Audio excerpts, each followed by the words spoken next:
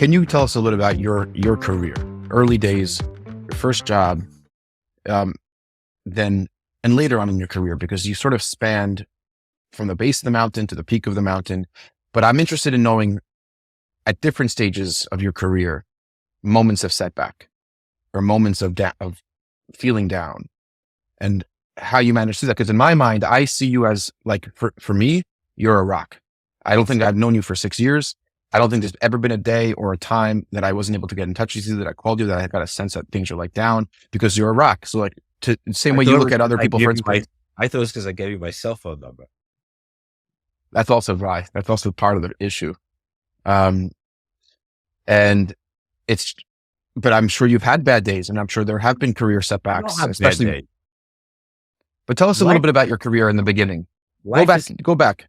Kumbaya. I'll go back. Look, I actually just wrote about this on LinkedIn. I wrote about one early setback, right? And it was pretty simple. I got recruited.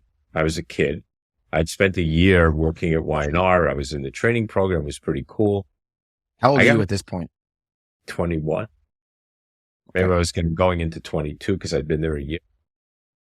I get recruited. Like, wow. And was this was your first job in advertising? My first real job. I had worked in high school. I'd been selling copy. I had like all kinds of side gigs going on, even when I was at Y&R. But it didn't matter. Being in the agency was a big deal, right? There was a discipline. It was learning. It was big accounts. It was completely different. And it was wearing a suit and tie every day.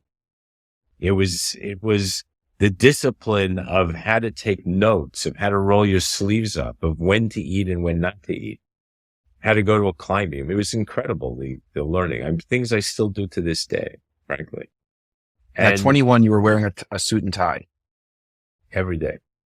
Yeah, everybody did. Everybody did. Just moving on. So I get recruited, right? And it was a big thing. I felt like $1 million. You get your first call from a recruiter. I got into Y&R, into the training program. It was highly competitive because I'd been a summer intern at their biggest client and had rocked it, I guess. And so they said to Y&R, all right, you got to take them, which is great. And so I got pushed ahead of the line, and I made the cut. And then I get this call, and it's amazing. So I go to the interview feeling, I don't want to say I was cocky, because cocky is not like one of my states of mind usually. I was pretty confident, for a kid. I knew what I knew, and I'd been in this training program. I was pretty polished from that point of view. And I remember I walked into the guy's room, and there wasn't a picture on the wall. There wasn't a picture on his desk. Nothing personal.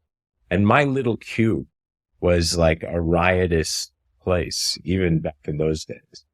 Pictures and hanging things that you can't even imagine. They used to get really pissed because I had crazy stuff in there. And I sit down, and the first thing he does like give me any, asks me no real questions. There's no input. There's no thing. I'm getting nothing from this guy. And he takes a calculator, which we used in those days, puts it in front of me, and says, I want you to calculate the BDI, which stood for Brand Development Index. I didn't know that because we didn't use that.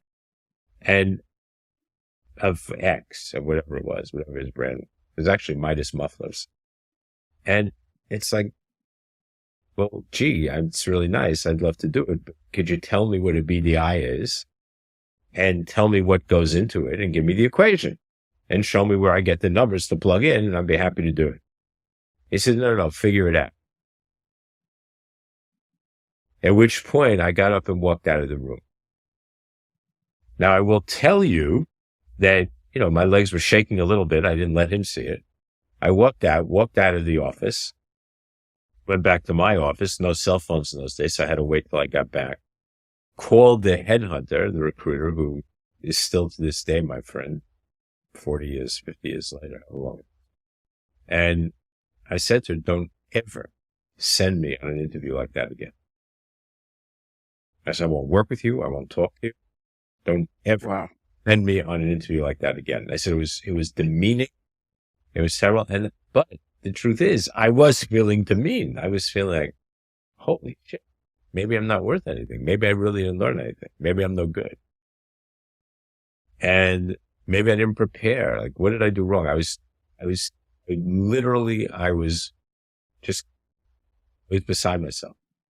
About an hour later, I get a call from that same agency. It's the president of the agency. It was a pretty well-known agency. Actually, it's famous.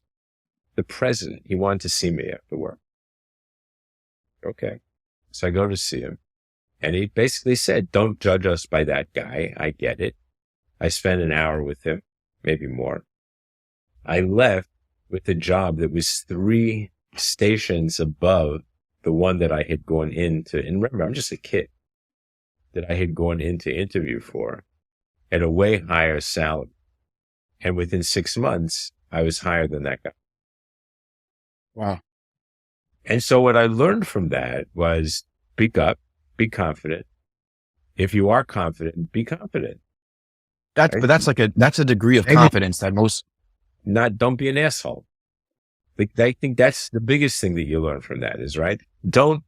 I vowed that moment that when I got into a position to be able to hire people, that I would only interview people and look to help, look to pull out from them what might be great and what might be useful to us.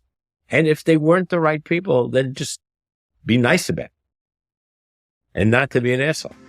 Like, I made that vow at that moment.